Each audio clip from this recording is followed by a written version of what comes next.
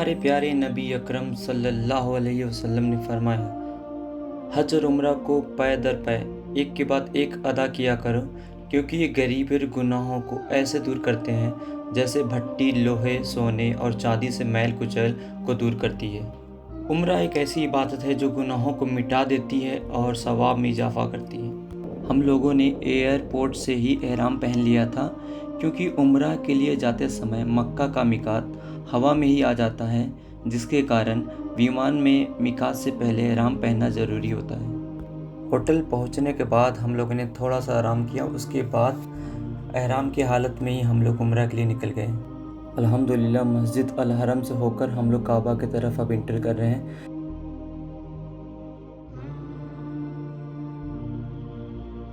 उम्रा का सबसे पहला स्टेप होता है एहराम पहनना और उसकी नीयत करना। नीयत के बाद तुरंत तलबिया पढ़ना शुरू करें। तलबिया उम्रा की नीयत को काबिल कबूल बनाती है। तलबिया के अल्फाज हैं, लब्बैक अल्लाहुम्मा लब्बैक। एहराम की हालत में चंद काम मना हो जाते हैं, जैसे कि बाल कटवाना या मुड़वाना, नाखून काटना, खुशबू लगाना, सिले हुए कपड़े पहनना, शिकार करना या किसी जानवर को नुकसान पहुंचाना, जिमा या फिर लड़ाई झगड़ा करना। तवाफ़ शुरू करने से पहले 2 रकात नफिल नमाज अदा करें। तवाफ़ के लिए मर्द हजरात के दाएं कंधे खुले होने चाहिए और तवाफ़ स्टार्ट होता है हजर अल अस्वद से, जिसके सामने ग्रीन लाइट्स भी लगी होती है, तो आप वहां से भी देख के शुरू कर सकते हैं। काबा के टोटल 7 चक्कर लगाने हैं, 7 बार तवाफ़ करना है। मर्द हजरात को पहले 3 चक्कर में कंधे झुकाते हुए थोड़ा तेज चलना है, बाकी 4 तवाफ़ नॉर्मल करना है। हर चक्कर के दौरान अल्लाह का जिक्र करें, दुआएं पढ़ें और कुरान की तिलावत करें। कोई ख़ास दुआ इसके लिए लाजिम नहीं है। रुकने यमनी और हजर अल अस्वद के बीच आप रब्बना आतना फिद दुनिया वाली दुआ पढ़ें और आपका जो 7वां चक्कर है हजर अल अस्वद पर ख़त्म होता है। तवाफ़ के बाद 2 रकात नमाज मकाम इब्राहिम के पास पढ़ें, अगर भीड़ ना हो, वरना मस्जिद अल हरम में कहीं भी पढ़ सकते हैं। पहली रकात में सूरह अल काफिरून और दूसरी रकात में सूरह अल इखलास पढ़ना मुस्तहब है। मैं अपना एक पर्सनल एक्सपीरियंस शेयर करना चाहूँगा। मेरी आंखों ने जब पहली बार काबा को देखा तो लगा जैसे वक्त ठहर गया हो। यह सिर्फ एक इमारत नहीं, यह वह रूहानी मरकज़ था जिसे उम्र भर ख्वाबों में देखा था।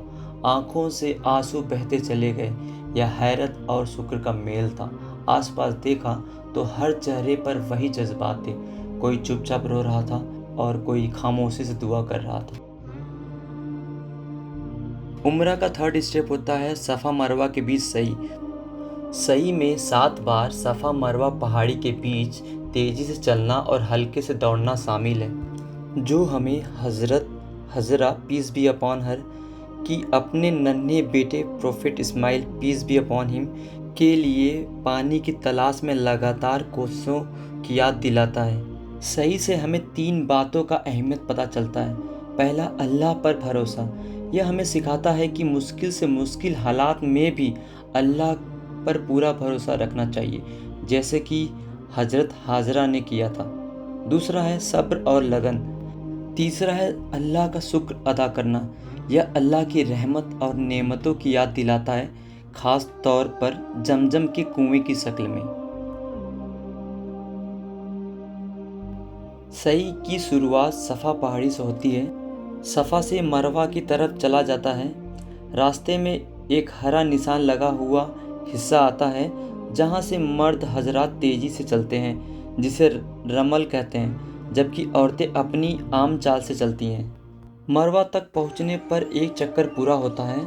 उसी तरह मरवा से वापस सफ़ा की तरफ चलने पर दूसरा चक्कर पूरा होता है। इसी तरह सफ़ा और मरवा के बीच कुल 7 चक्कर लगाए जाते हैं। 7वां चक्कर मरवा पर ख़त्म होता है। 7 चक्कर कंप्लीट करने के बाद मरवा पर 2 रकात नफली नमाज अदा की जाती है। सफ़ा और मरवा के पहाड़ी के बीच का जो डिस्टेंस है अप्रोक्सीमेटली 500 मीटर होता है, जो 7 चक्कर में मिला के बनता है 3.5 किलोमीटर।